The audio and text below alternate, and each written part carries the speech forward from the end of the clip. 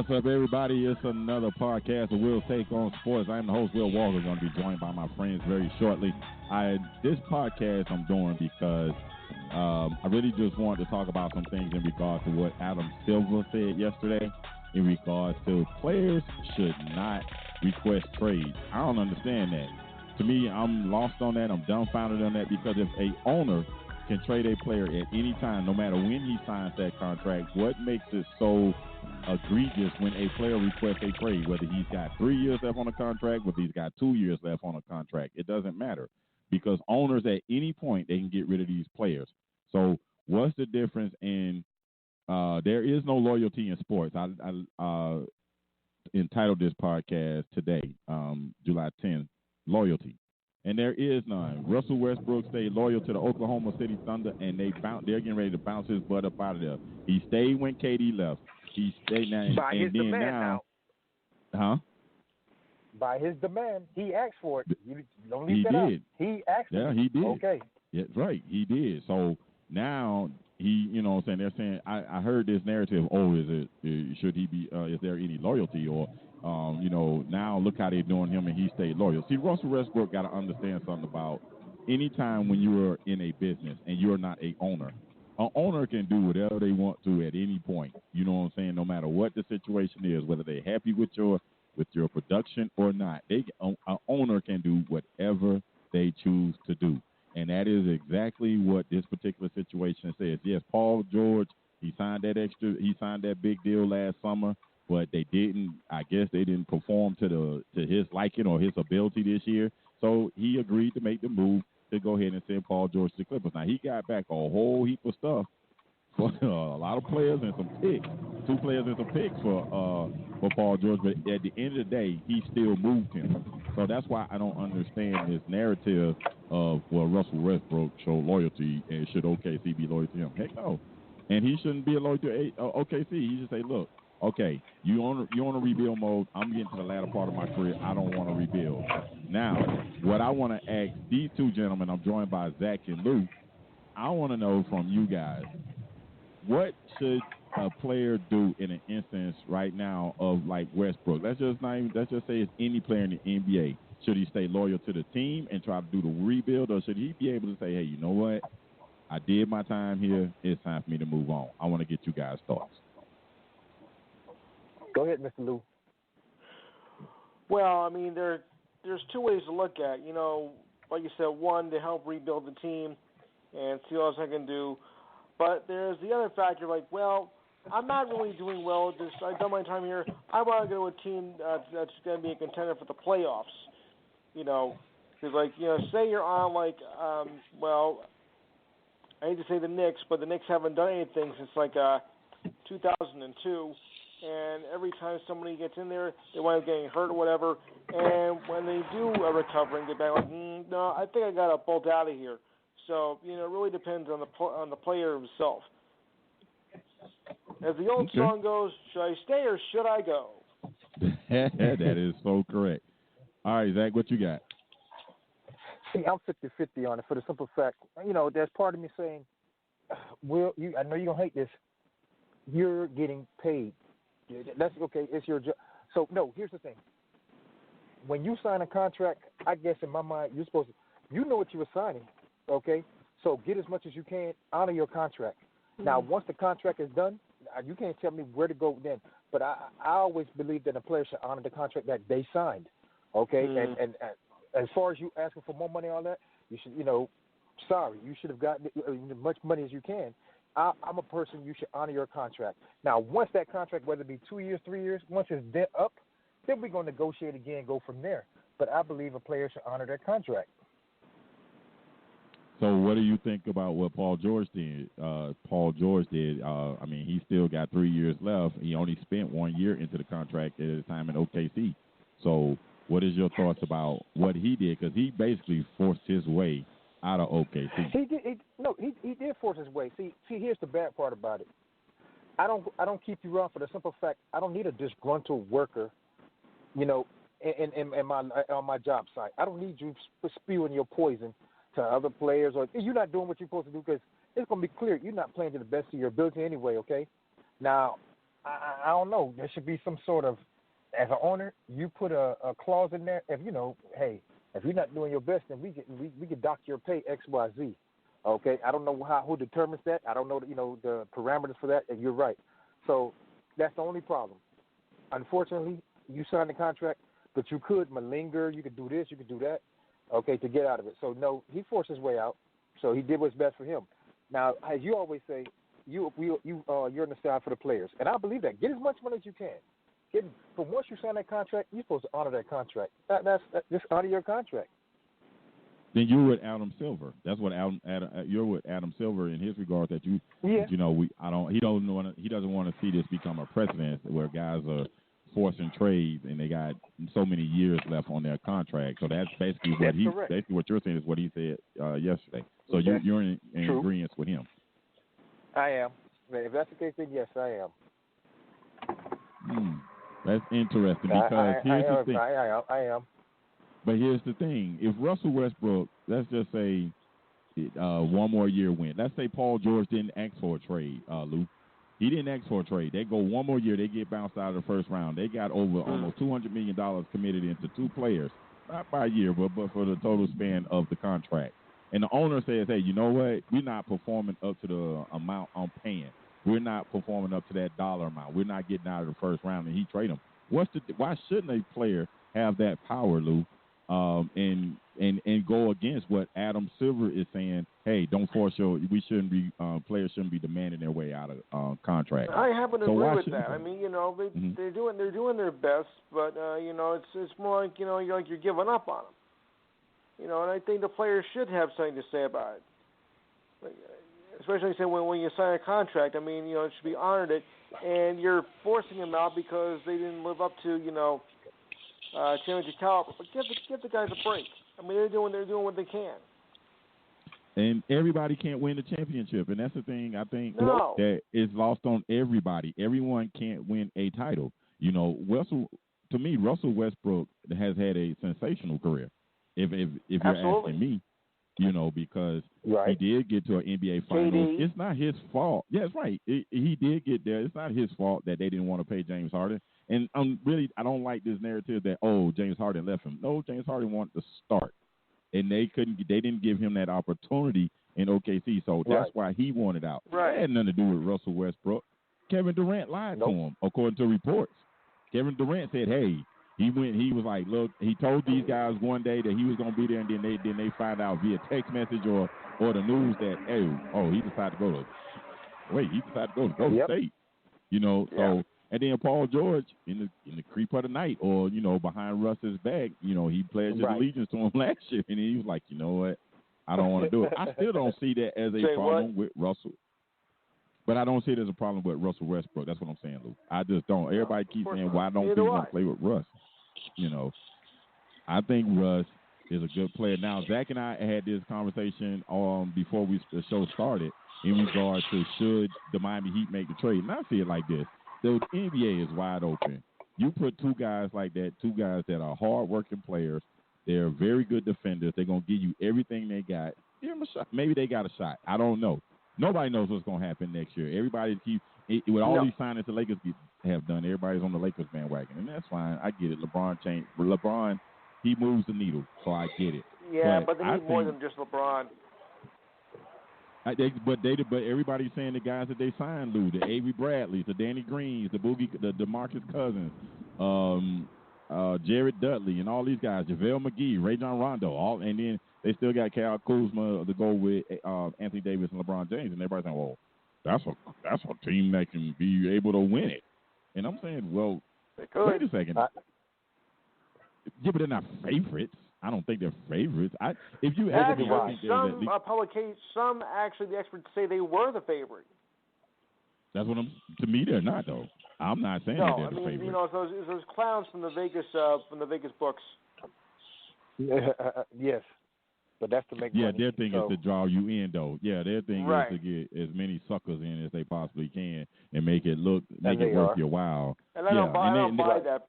I don't buy them. I mean, I don't know what they're basing their opinions on, but the Vegas sportsbook known as Westgate, I don't really believe in it. I mean, I don't really know what they base their stuff on. They say they were a 3-1 odd favorite to win next year. Like, oh yeah, right. A team that hasn't made the playoffs in 5 years is suddenly the favorite to win next year because of one player. No, it doesn't work that way. Right, with a 35-year-old guy coming off an injury, and then he really looked bad the second half of the year when he came back. I know people think I'm a LeBron James hater, and I'll take that. It is what it is. But he came off an injury towards the end of last year, and they didn't do as well. But, okay, he got a better roster. But he's rested. Oh, God, he missed the playoffs, so he's rested.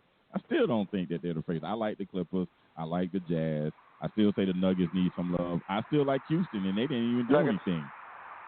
I like the Nuggets. That's the thing. I really like those teams. And, hey, let Russell Westbrook and Jimmy Butler pair together. Now, what Miami gives up, Zach, that's the key. What do they let go? That's the thing. To me, they're asking for too much. Now, I know you don't believe in all the preseason and all that. You hate that stuff, okay? Mm-hmm. But I've been watching Hero because he's been, I guess there are some players, as they say, is suited for the pro game versus college. Because when in college, I watched Kentucky a couple of times. He didn't do dilly squat to me. He's been balling in this summer league. He's been balling, okay? And doggone sure he'll pull up on you and shoot it out, So, but I hear OKC is not going to make the deal without him. He has to be included in the deal. So, unfortunately, they might not get a deal. They might not get a deal. So, by the way, Zion's hurt again. Right. Yes, Zion is hurt. Yep, he is already. But they might not get a deal if they want Hero in the package, because I don't see Pat Riley really wanting him to go, because that guy can shoot.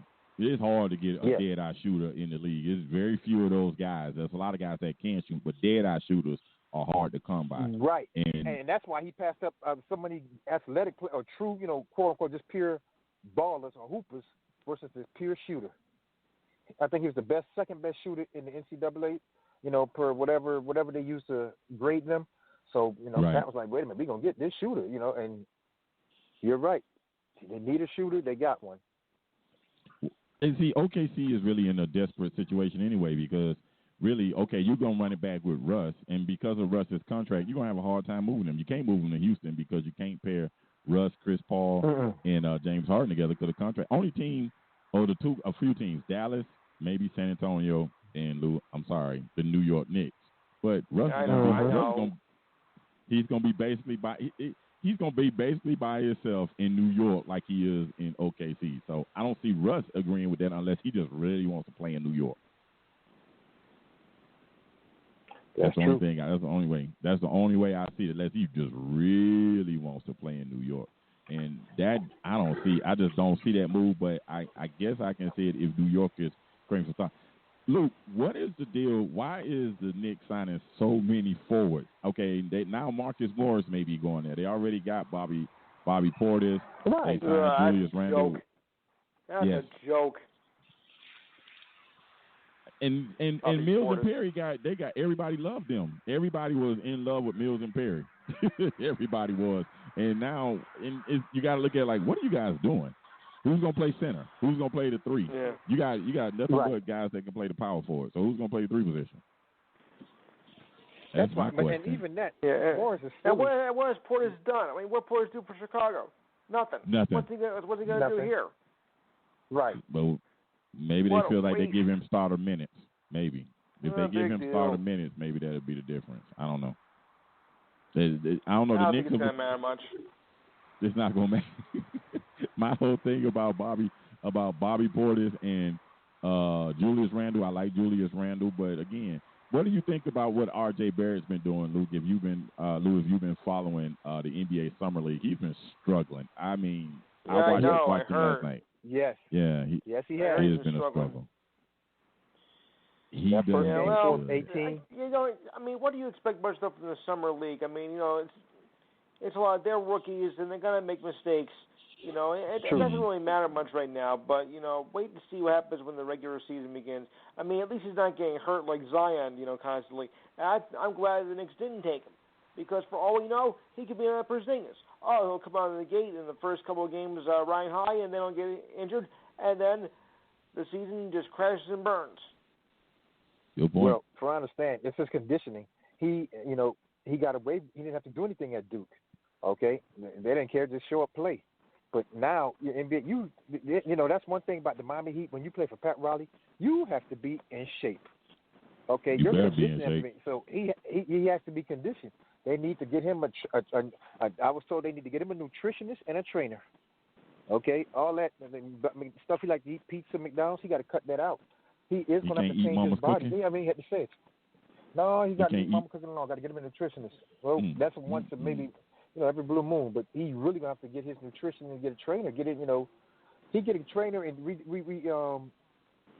you know, what's the word I want to sculpture that body. Then he'll be a bad man. Okay, right now, no, what he's doing is it's not going to last all season. He won't last. It doesn't look good for him. He better lay off the ham hocks and collard green because he looked a little heavy to me. Right. He looked a little bigger. And they said that New Orleans cooking is getting to him already. That New Orleans cooking is already getting to him. Well, he better lay off of it because he already looks heavy, and he didn't look all that impressive to me in his summer league debut. No, he didn't. It was so hyped up. He just didn't look all that fantastic to me. So if we're looking at right now, if you guys had to make a bet, say you guys had to place your bet on a team to win the NBA title next year, I know it's difficult because there's so many teams. Lou, who would that team be for you?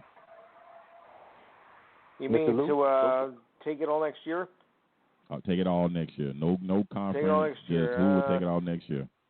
You know, this may come as a big surprise, but I'm thinking Denver has something cooking. Okay.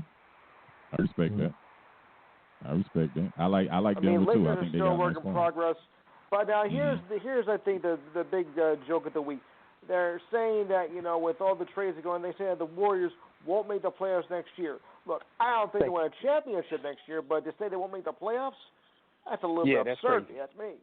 Right. Come on, people. Well, they don't like D'Angelo Russell. They don't like D'Angelo Russell and Steph in the backcourt. Why not? Willie Cauley, because they think that D'Angelo Russell is going to just be he's going to be an ISO player. And that's not. He doesn't fit in the Warrior style. Well, I think he will fit well. Yeah, but the Nets they decided to go with Kyrie, so they had to move him. They decided to go with Kyrie, so they couldn't keep him and Kyrie, so they had to move him. I like the backcourt of Steph and D'Angelo Russell until Klay Thompson get back, and I even like that even when Klay Thompson gets back because you still got three guys who can shoot the ball. I like it. Right. I mean, like I said, two guys are all over the league. We don't know what two guys. To be honest with you, we know what two guys are the favorite.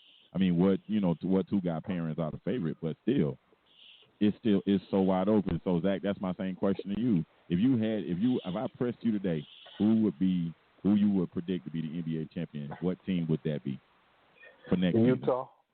Utah. I'm sorry, and I'm not a Utah fan, but I say Utah. On paper, they look more as a team. They do. To me, Conley makes a big difference. Okay, they you know that the way they move the ball and everything, it gives Mitchell more free reign to just go about his, just ooh. So then you have the big man Gobert gonna do what he have to do. He knows his role, defense, rebound. So you don't have to ask much of him. If I get 7-8 points for him, I'm good. I'm happy. Okay, for me it's Utah right now. Utah until other adjustments are made, I will go with Utah. I like that. I'm going with Philly. All right. I just will go with Philly because of the front line, and that's a huge asterisk. It just in case Joel Embiid isn't healthy. If he's healthy, he's just as good as Anthony Davis, in my opinion. He's just as good. But right. Okay. Can he control his weight? That's why they lost to Toronto, because of all of his weight issues and his injury problems. So that's the thing with the 76ers, but I like Philly. I like Horford, Embiid, Tobias Harris. But what do you do about? I forgot about Horford. What do you do about Simmons? Because Horford's a glue man. Yeah, Ben Simmons can't shoot worth a ding dang. Ben Simmons can't shoot, but he can't. But the one thing about him, Lou, he can defend. And J.J. Redick leaving hurts them from the outside, but Josh Richardson can shoot and play D. He's bigger than J.J. Redick, and he definitely can play D. He'll defend some of those smaller guards that Ben Simmons has trouble with. I would tell Ben Simmons, look, if you're not going to shoot it, he's got to shoot the ball from outside the paint at some point. But if not, look, Right. we got to find a way to get you into this offense because we can't keep playing 5-on-4 on offense. So I hope he's in the gym. But I still like Philly because I just think that their team, they got the size, but they don't have the quickness because I don't think Tobias Harris is that quick to be able to play the smaller small forwards in the league. But they got a big team. That's all contingent if Joel Embiid stays healthy. I'm gonna give myself an out on that and just say if Joel Embiid stays healthy. All right, let's turn to the NFL real fast, guys, and I want to give you guys my top 5 NFL offenses going into the 2019 season. Last week we did the top 5 defenses. This week I want to do the top 5 NFL offenses, and I'm going to do again in ascending order. So let's go with the number 5 teams. The number 5 team for me is the LA Rams, and I'm gonna tell you, the Rams to me is all dependent upon Todd Gurley. What does Todd Gurley do? Is Todd Gurley healthy? Can they drop his production rate down? We're going to find out about that guy. He had a horrible Super Bowl. He really did have a horrible playoff. They were able to get that backup in, and he was able to do some things for him. So I like the Rams because I like the wide receiver core, with Krupp and with Cook. And I'm not really sold on Jared Goff, but I like Sean McVay's system with those guys. Number 4, I'm going to go with the Cleveland Browns. I like Baker Mayfield. I like Jarvis Landry. I like Nick Chubb in the backfield. They did my boy wrong, Duke Johnson, but by mid-season they should pick up Kareem Hunt. And then you got OBJ, Odell Beckham Jr. I think the Cleveland Browns, that's my number 14 on offense going into the 2019 NFL season. My number 3 team, this one I struggled with a little bit because I didn't really – I don't know. Again, this is a guy coming off an injury. That's Carson Wentz with the Philadelphia Eagles. I think the Eagles have a good team, and I'm only picking them at that spot because of Deshaun Jackson. I think Deshaun Jackson just makes that offense even more explosive. And the one thing that Carson Wentz can do is throw the ball deep. But that's all dependent upon if he is healthy. My number 2 team is the New Orleans Saints. Everybody keeps talking about, they're going to be out for revenge for what happened in the NFC Championship game. That's all fine. But with Kamara and with Michael Thomas and with Drew Brees at quarterback, yes, I like them. They are a solid team. I don't know if they'll be able to have the success they had last season because I think that the NFC South is a little bit better this year, including with Tampa. And maybe Atlanta finds a way to play defense because they do have an offense also, and they just missed this list. But, okay. I like the Saints as the number 2 offense, and the number 1 offense that I think will be in the NFL next season or going into the NFL next year is the Indianapolis Colts. I just like T.Y. Hilton. I like that they signed Devin Funchess. He's a solid player. Andrew Luck, to me, may make an argument this year. I want to get you guys' opinion to be the best quarterback, and they had a solid year. They just ran into a hot Kansas City team. And, they had to battle their way into the playoffs, and I guess they ran into dead legs, I guess you could say, in the playoffs. But I think the Indianapolis Colts, that's my number 1 ranked offense heading into the 2019 season. So, Zach, that's my top 5. What's your top 5? Ooh, believe it or not, okay, top 5, the number 5 being the Atlanta Falcons. Those, believe it or not, their defense is the one that caused them a lot of games. They put up points, okay? So, number 5 is the Falcons. Okay, and that's it. Number 5, the Falcons. And you kind of changed. I was going to say something else, but now for number 4, depends on how his health. Carson Wentz, and like you say, what you call it, going back there, he gives him a target where he can throw that long ball to. So they're going to make things a little easier for everybody else. 3, the Rams. Just that they have a system in place and they make it work. Okay, they make it work. Now, long as they don't play the Patriots or the Bears. Right. Exactly. Now, I'm confused because that leaves 2 more, and then that means I got to excuse somebody's not going to get in, okay? You can't count. So I guess for number 2, I'll have to go with the Saints. Hey, Sean Payton and Drew Brees work. Okay? I can honestly, they just work. They have that they have that symbiont relationship. They make it work. They make it work. Okay, so that's okay. Now, number 1, you say Indianapolis. Hey, I still got to go with the best right now. Who will be the best quarterback? I got to go with Kansas City. Okay. Wow. Okay. Kansas City. I'm sticking with Kansas City. Okay. Well, that's contingent on the receiver doesn't get suspended. That's why I didn't pick them. That is why okay. I didn't even pick them, because I was like, well, yes, they are still solid. I know they did pick up. I'm trying to see who they picked up at running back. I know they picked up somebody that should be able to help them out. I'm not sure. Was it Chubb? Did they pick up Chubb? I think they did a swap, basically a swap for Kareem Hunt and Chubb. I think that's who it is. Right. Basically in the backfield. Carlos Hyde. My bad, not Chubb. It was Carlos Hyde. Yeah, they pick up Hyde, so he's going to help them out a lot. Right. He's going to help them out. Right. Okay. He should. He should. If my man gets suspended, then that changes dynamics greatly. Then you have to go with Indianapolis because, hey, my man a good quarterback. My man is a good quarterback. Okay. Over in Indianapolis, I can't take nothing away from him. He's back healthy now. And he's clicking. They're clicking. So, but I got to go Kansas City, and I know I just left Indianapolis totally out of it, but Kansas City. Okay. It's just that in the your end, top five.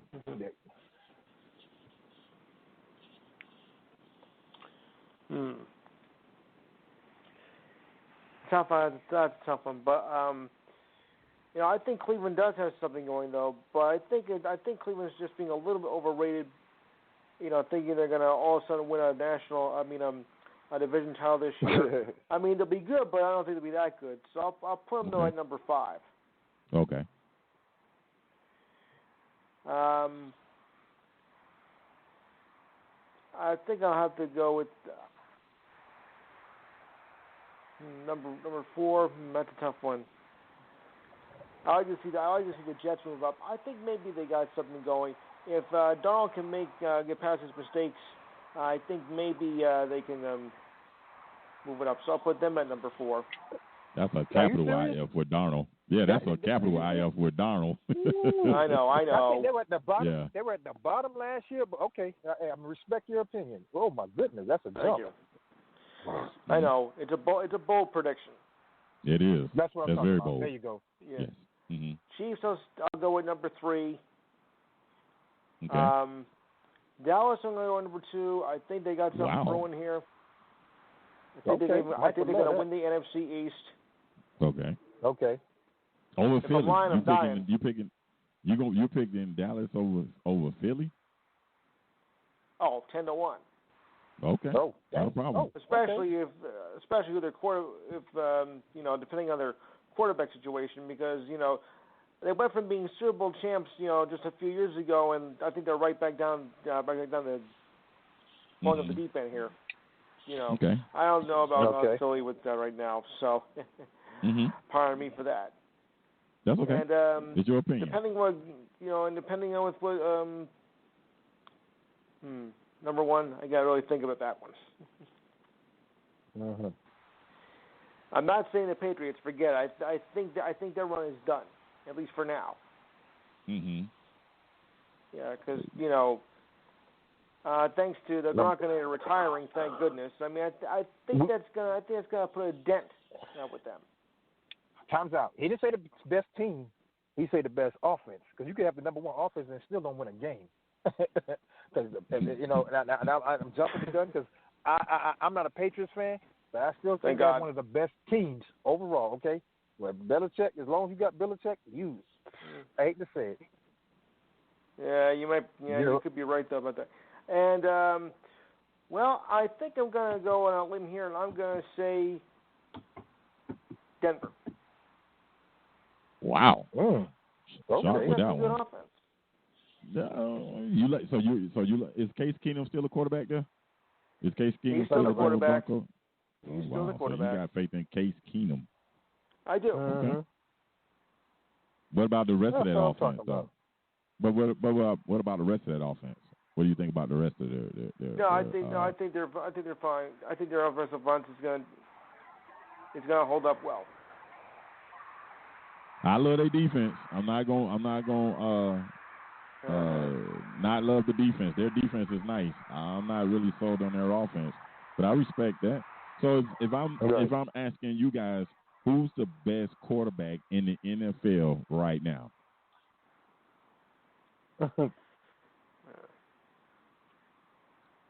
Yeah. Oh, it got you thinking. Go ahead, Lou. That's a tough one. That's a tough one to say right now. Yeah. What parameters are you using? What statistics are you using? I don't care about statistics. I just want to know who's the best. You can go by win what percentage. Categories are you using? You know me. I'm about winning, baby. Who wins? Right. That's what I'm talking about. Yeah. Hey, go ahead. Okay, let me answer that. I know this is gonna shock you coming from me. If you say just a pure winner, you got to go with Brady. Then, damn that. I got to go. I'm not talking about Hey, I'm not saying his athleticism. I'm not saying whatever. But you're just saying strictly win. Man, come on. His receivers changed. The running back personnel changed. I can't say whatever. And they still win. And I'm a Dolphin fan. I'm saying that. Okay, they still win. So if you strictly want to go by, who's gonna win? It doesn't have to be pretty, but who's gonna win? Or for whatever reason, a minute left and we going down the score. I don't know what it is, but hey, give me Brady, I guess. Okay, that's interesting. Tom Brady I think I have to agree. Okay, so both of you guys are gonna go with Brady. Even though I don't want to. So no Carson. Wait, Lou, which team do you support? The Jets or the Giants? Jets. Or neither? Jets. So you in the same boat we in? You in the same boat we in. You can say that. Suck. Yeah, because we're Dolphin fans, and hey, look, we get enough of a sample size of Brady every year. He kicks the Dolphins, but every year except for a late game in December when they play the Dolphins. Every couple of years we'll shock them and get a surprise win. But, yeah, I've seen enough of Brady to say that. But I'm saying going into 2019, my best quarterback, the quarterback that I think is the best, it's got to be that kid in Kansas City. Pat Mahomes. Mahomes is legit. See, but again, that's what you're using. Yeah. If you just you're going by the flair, you're going by the athleticism, you're going by the intangibles, how he makes something out of nothing. Yeah, you're right. But if you're just talking about damn it, I just want to win. I'm just talking about pure winning. Man, damn that. Give me Brady. But then I can argue against Tom Brady, though. Because Tom Brady. Give me Brady with Belichick now. Give me Brady with Belichick. Wait, hold on, though. Now, Brady didn't have, in their playoff run last year, Brady wasn't sensational. He had a great AFC championship game, but if that dummy don't drop that interception in Kansas City, you know what I'm saying, Brady doesn't get his 6th Super Bowl. True. But anyway, right. And he had a horrible Super Bowl. He didn't have a great Super Bowl. They beat that team because they controlled the clock, and that's how they beat San Diego, because San Diego was too light. San Diego had all those fast guys on the field, and they couldn't stop the run game. Then let's change it. Then you're asking a different question then. Who's the best coach? Because then that's where coaching come into play. Because you got to know what you have to know your personnel, and then you have to game plan. So if that's the case, because that's a different question. That's all. But what is there to be said about the bye week? Because the biggest advantage in anything, in any professional sports, is when an NFL team gets that bye week coming off that regular season. That is the biggest advantage in sports, because you can. I don't know what the numbers are, but it's pretty sure all three of us watching sports that it seems like whenever a team gets that bye, that almost guarantees them an opportunity to play for the championship or go to the Super Bowl, because it's such a huge advantage, because they get the extra week of rest, no contact, and that is what happened if you really look at it last year. You know, I think all the teams that were on the bye last year won. I think Kansas City was on the bye, they won. New England was on the bye, they won. The Saints, they barely got by because that kid dropped that ball in that red zone. And then the Rams, they were on the bye because they just ran the ball down Dallas's throat.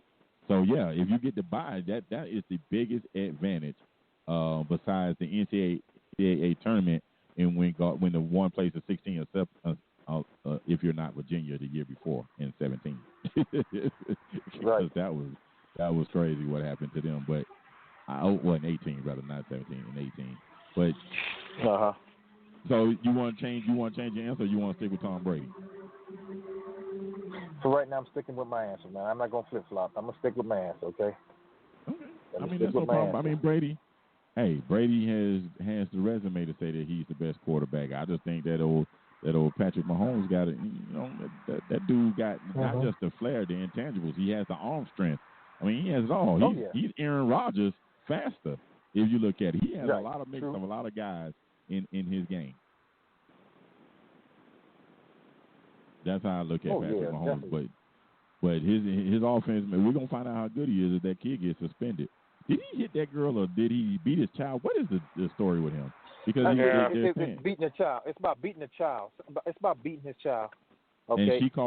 And she called the police or something like that. Somebody go, yeah. See, I don't know the whole thing, all the facts surrounding that, because he's not denying that he beat his child. You know, okay? Of course, I would deny it too if I'm in his shoe. You know, I ain't trying to get suspended, so that's not saying he didn't. So you know, with that one, and to me, it's like this: when you say beat the child, did he discipline him? I mean, did he abuse him? Because you know, abuse and discipline are two different things. Okay? Because damn it, I think if that's the case, I should have called the cops on my father. Cause he effed me up. You hear me?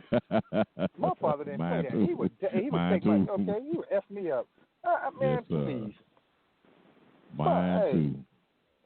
Okay, here's the situation. It's some kind of child neglect. Something he did to his child, and then there's an audio apparently that has kept the case on back under investigation from the NFL. So they're listening to the audio to see whether or not he did something that's I guess you can say detrimental to the shield, Lou. That's what they call it. Whenever these guys do some kind of crazy act, they call it detrimental to the shield.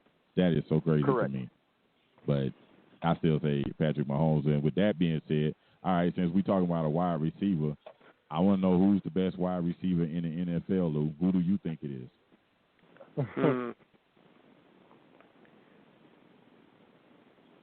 That's another good one. Mm-hmm. Yeah, I'll let your partner figure it out first, and then I'll come back to it. Okay, go ahead, Zach. What do you think? Oh, I got it. You know, for right now, I got to go with that man right here in Atlanta. I got to go with Mr. Jones. Okay? Although he don't score touchdowns. Jones? He don't score touchdowns. Okay. I'm gonna go with him. No, but you're right. I'm just saying he just don't score touchdowns. But I think Julio Jones is a top talent. I agree with you totally. I like Julio Jones. Yeah, I gotta go with Julio. Okay. I gotta go with Julio right now.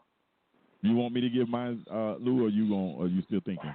Go ahead, go with yours. All right, the guy I would say is the top wide receiver right now in the NFL would be. Oh man. I had this on my mind all day today. This is tough. I got to go with the guy in New Orleans, Michael Thomas. I got to go with him. Oh, okay. I like that guy. I think I go with Jones. Okay. Yeah, Jones is a good pick.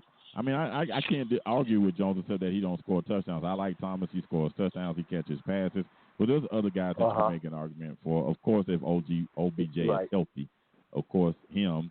Of course, the Cooks kid out with the Rams. Tyreek Hill, if he's healthy. I mean, if he's able to play this year and not get suspended. True. Yeah, Julio Jones. I even like Ridley. I like what Ridley was able to do. He capitalized on the fact that he didn't get that much attention. We're forgetting. I think it's the Texans receiver. DeAndre Hopkins. DeAndre Hopkins. Okay, big fast guy. You know. So you're right. There's a plethora of receivers. It's a lot of guys. I mean, I don't really think you can go wrong in the NFL, but as far as the wide receivers position, I think the tight ends come down to two guys, Travis Kelce and Zach Ertz. I don't think there's nobody else. I think everybody else is just they're 3, 4, and whatever way down the line, but the 1 and 2 is Travis Kelce and Zach Ertz. Now that Gronk is gone, at tight end, if you ask me. Oh, correct. You're right. Yep. Especially Travis Kelce. I like that dude, man. I like that dude. Travis Kelce's a beast, man. Travis Kelce, he makes Tyreek Hill's life. Well, they work off each other. Let's just say that. Right. Because Travis Kelce does all the dirty work in the middle. Right. And Tyreek Hill just run by everybody. He just runs by everybody. Exactly. No doubt.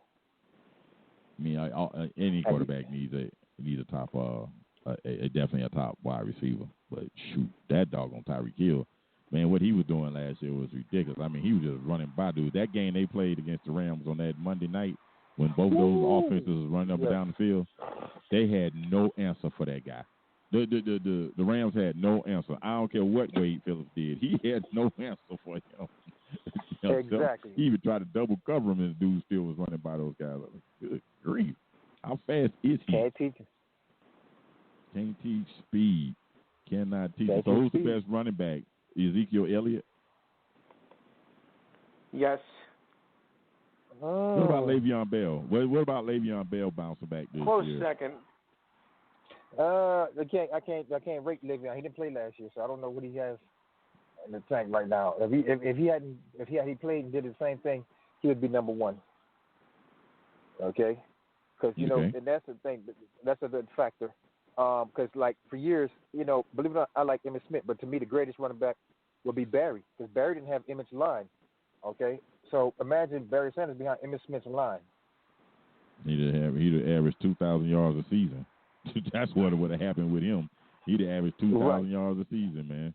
Because Emmitt was really a product of the system. He was talented, but he wasn't that great. Nope. I know he's the number one all-time leading rusher, but he wasn't that great. I mean, that offensive line, they been named probably one of the greatest offensive lines, if not the greatest offensive line in NFL history. Right. So exactly. you can't. I mean, who can't run behind that? And Emmitt Smith sure knew. I mean, he was talented, but he wasn't that talented. So. Right. But I like Emmitt. I agree with you with Barry. I just think another guy. I'm gonna take you guys back a little bit because I seen him do it before they became a dominant team, and that's Walter Payton. Walter Payton took a beat. Yeah, right. He took Walter Payton, Earl Campbell. Who else? I can remember when I was a kid. Tony Dorsett, man, them guys. See, the running backs back in them days, they took a beating, man. Them linebackers weren't playing. They weren't playing in the late 70s and the 80s. The Steelers had that defense with them linebackers weren't playing, man. When they hit you, they hit you. Right. Nowadays. And then you said Ezekiel, right? You forgot about Saquon. I said Ezekiel's the best. I say Saquon. I forgot about Saquon. I like Saquon. I like Saquon, man. I love Saquon. And then of course I'm I like biased. Ezekiel. I met him personally, and he's a good dude. What were you saying, Lou, about Barkley? You were talking about Saquon Barkley, right? Yes. Yes. Mm-hmm. Yeah, I mean he had a great rookie season. Unfortunately, the Giants didn't do much else, with the rest of the team. But I think Barkley's gonna, They picked Daniel Jones and they traded OBJ. They picked Daniel Jones and they traded OBJ. The Giants are just as dysfunctional as the Knicks are, Lou. Yeah, that's true. Right. I don't understand that move. I just don't get it unless they depended. Is that Shepard kid still at tight end? Or Ingram? What's his name? Is it Ingram or Shepard? The tight end for the Giants. I think it's Ingram. Shepard's a receiver. Yeah. Shepard's a receiver. I know that from Oklahoma. He's a receiver. Yeah, so maybe they depending on that. And then they gonna let old your boy Peyton Manning's little brother Eli. He gonna finish his career out, and he's not that good. Now, although he's a 2-time Super Bowl champion, Mike Walker's decided to grace us with his presence. Mike, what is up? Oh man, I got caught up with life, man. Because normally I set my phone to go off 15 minutes before the show. Yep. And it's not suddenly, so it threw me off track, man. But I'm good. That's all right. What's going on, fellas? Not much. I just said that your running back is the top running back in the NFL. I'm thinking. Your running back. Zeke. Yeah. He's in the Get top. Out He's in the top. Yeah. Hey, I caught myself. Wait a second. You gonna put somebody above Ezekiel Elliott at running back? Yep, he did. He put Cook. Not Devin. Not Dalvin. He said Dalvin. Not Dalvin Cook. He did. You gotta be kidding me. Yeah, you're kidding, right? I see Cook working out. He's looking good though. No, but he's not the top running back in the NFL. you catching me off guard. You hit me my with the bad. hard Okay. hitting questions right off the bat. You were still salivating over the fact you just seen him work out. Right. Yeah, because I'm glad that his knee was healthy. Yes, Man Crush Wednesday talking about that. Yeah, he was out at the beach. He was out at the beach working out in the sand. Yeah, so I want to have go a whole season and show everybody what he can do without getting hurt and stuff. Okay. Well, if there was a running back based upon the first 5 games of a season, he sure would be that guy. He would be the best running back then. Come on now, you ain't got to hit the low blow. That's a low blow. There was no low blow. It's true. I know it's the truth, but yeah. Plus, he got Mr. Guarantee up there at quarterback, so he's really in trouble. Guarantee. Yeah, right. No, I'm talking about that guarantee contract, Lou. Well, they got that defense. With guaranteed contract. Right. He got a defense. They got a defense, so that's what they do have. They got that. But if they can stay healthy, they got a defense. All right, so we did a top 5 offenses in the NFL. I want to hear who your top 5 offenses are going into the 2019 NFL season, Mike. Oh well, I'm gonna go ahead and I'm gonna go put Dallas at 5. So it won't be homerism at best. So I'll put Dallas at 5. So here we That's go. still homerism, just even including them. But go ahead. But hey, watch them out now. Kansas City got to be in there. The Rams should be in there. Okay. Now where though? Now Rams. Now I got to look for offense. Ooh, next is. What about Indy? What about Indy? What about Pittsburgh? What about Green Bay? Believe it or not, what about New Orleans? What about Tampa? Tampa had the third-rated offense. But New Orleans. Statistic-wise, believe it or not, Tampa was up there. If you look it up, Atlanta was up there too. Yeah. Mm-hmm. Right. Yeah, well, you got to go the Saints. Okay. And one more. One more. What about the greatest? What about the greatest thing? You gave Kansas City already. One. Okay. Yeah, I'm what about the greatest? Who's one? Right. I want to ask you about the guy that's the greatest thing since sliced bread, that quarterback up there in Indy. What about his offense? You better not be talking about the Colts. I know you ain't asking me about the Colts. I rated the Colts number 1. I said the Colts were number 1. Yeah, he did. He said the Colts number 1. I read it. Man. And I think Andrew Luck's going to be the best quarterback in the NFL next year. Him and Pat Mahomes going to battle out for who's going to be the best quarterback next year. Right. Wow, man. Wow. No. Wow, you don't agree? That's whew. If that guy, that team that I really don't like, the other team that I don't like, if he's still playing decent, they're gonna put up some. They'll put who's that? The Patriots. Yeah, that's who Lou said. They always find a way.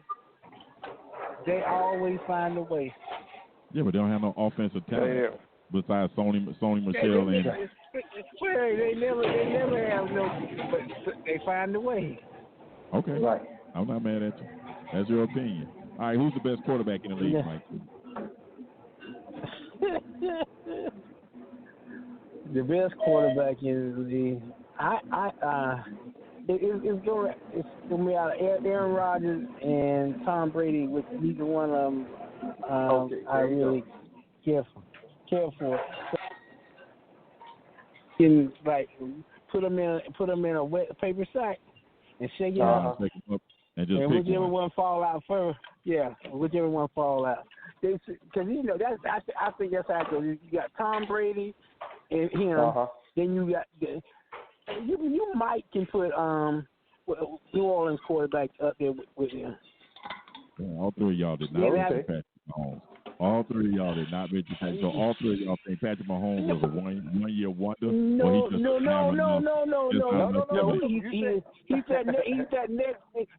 on the next shelf.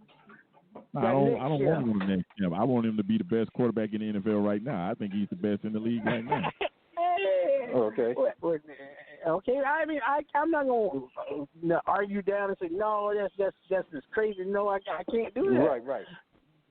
But those three that I said, you can put them on that top shelf. Right. I asked him what he using as a measuring stick. Okay. Now he said strictly winning. So if you're gonna say strictly winning, you've got to go with Brady. He didn't use no other. He said that's the measuring stick he used. Winning. Now, if we want to use stats, let's go with Mahomes.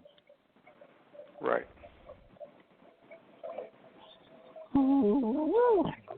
And that's coming from a Dolphins fan. Buddy. Okay. Yeah. I'm taking my heart out of it.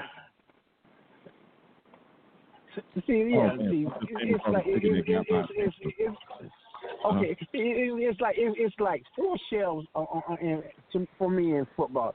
The top shelf definitely Brady, Green Bay, and New Orleans. Then that next shelf, that's right, Mahomes, and I hate to say the boy from Pittsburgh, quarterback from Pittsburgh. The right. Then Andrew Luck, Andrew Luck in there. Right. Well, how can't Ben? Why can't Ben be on the top shelf and Breeze can? Ben is a 2-time Super Bowl champion. Okay, if you're using Super Bowls, then we and I'm kind of go. Then we can go back in time. When if you're going strictly by Super Bowls, then you saying my man that won the Super Bowl with the Ravens, he was a great quarterback, and you know damn well he didn't win that championship. The defense did. No. I'm just okay. If I had to pick, if I had to nitpick between the top three guys, between Brady, Aaron Rodgers, and Drew Brees. Two of them guys according to Mike's top shelf, ain't got one Super Bowl apiece. Ben Roethlisberger got two. He's got two. And I don't think he's that far off from them guys. I know he throws better than Drew Brees because Drew Brees just anticipates his throw. No, Drew Brees is not. That's part of being a good quarterback. Wait a minute. Hold it. Now, we need to go back and look at the numbers real quick now. Now, I said arm strength. I didn't say numbers. I know Drew Brees throws about 5,000 yards a year. Okay, arm strength. Okay. My bad. I ain't hear you say arm strength. Yeah, arm strength. Yeah, I just said his arm strength is better than. I mean, Ben Roethlisberger is one of the better throwers of the football in the game, and he's definitely tough. And we see people hanging all over him, and he always waits the last second to throw the ball.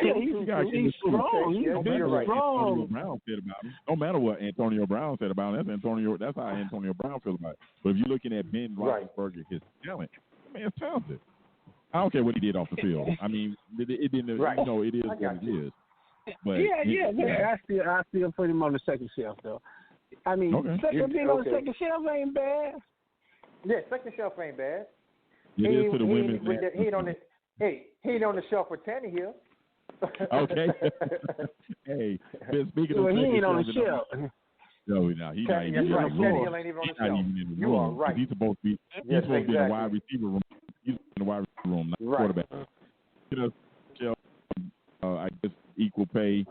They're looking for in regards to women national team. I'm so happy for them, and they did win the World Cup. This was one of the deepest women's World Cup I can remember, I think, ever, to be honest with you. And I don't like to use ever. But anyway, this was that. France was a real solid host nation. The Netherlands were the European champion that they beat in the final. And, of course, England had just come off a third-place finish in the World Cup in 2015 in Canada. So they beat some very positive European sides. But I can try to told you, the European nations are coming as far as the women in soccer. The U.S., they won because they're much more experienced than those teams. You can see it. Those teams just don't have the savvy and the experience that the U.S. have. The U.S. knows how to get away with just little subtle things that in soccer that you can do to be able to show your experience. But if the U.S. don't get more creativity, if they don't get more creativity, and because those countries have creative players, oh my goodness, that Ellen White lady is ridiculous for England. She is very good. And the Netherlands number 11, I can't think her name is good. And then that number 11 that plays for France.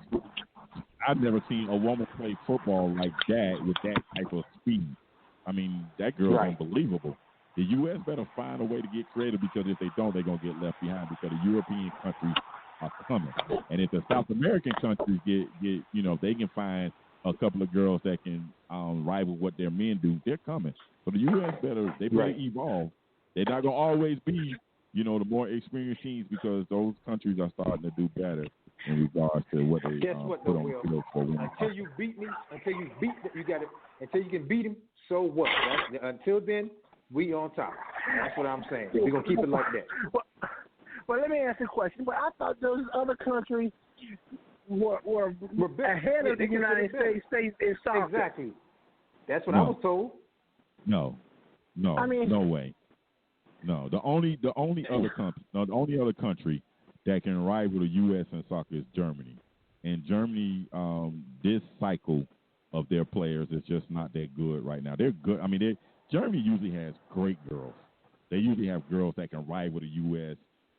Because they're the only other back-to-back champion. I mean, they're the reason why the U.S. won the inaugural one in '91 and then went again until '99. It was because of Germany. And also Brazil. See, the countries where football is crazy, well, soccer in this country, where football is crazy, in Brazil and Germany, yeah, their girls are good, but Brazil's girls are old now.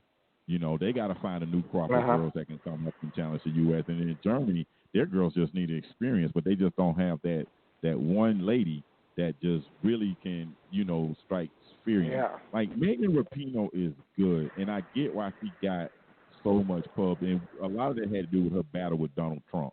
That is what it is. Of course. But Megan Rapinoe, she's a good specialist type football player. Like, let me say this: it's just like Steph Curry or Klay Thompson. You know what they can do. Or let's say Klay Thompson. Klay Thompson's gonna give you good defense and he's gonna bomb that three. You know what I'm saying? But as far as going to the basket, that ain't his thing. Well, look at Megan Rapinoe the same way. She's going to give you gritty defense, and she's got excellent touch with her passes and her crosses into the box. She's a specialist.